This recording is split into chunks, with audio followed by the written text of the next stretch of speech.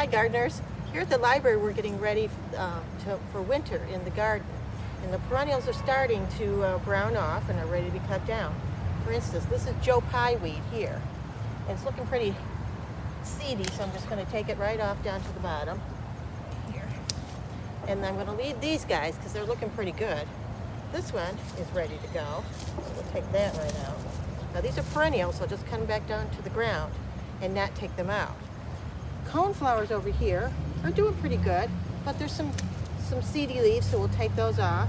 At some point we're going to cut this right down to the ground so we can rake and get ready for winter. Over here, this is Baptisia, and I will rip this right out because it's an annual. So when it's time, it'll go.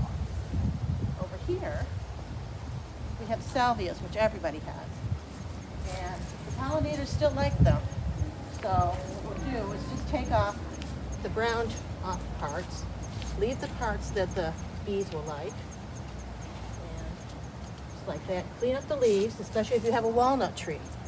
The leaves and everything, parts of the stem, all have that poison juggalo in there. So we want to keep that up. Everything else is looking not too bad. We still have low thistles coming, so we won't take that out yet. But when that's done, that'll go right down to the ground, along with daylilies, phlox, salvia when it's ready. If you have a rose, you might want to wait till it's done blooming, and after a hard freeze, maybe put a rose cone around it, or some chicken wire with some leaves inside to protect the roots. Irises, over here. Take them out to about 8 inches above the ground, like this, so that you have a fan.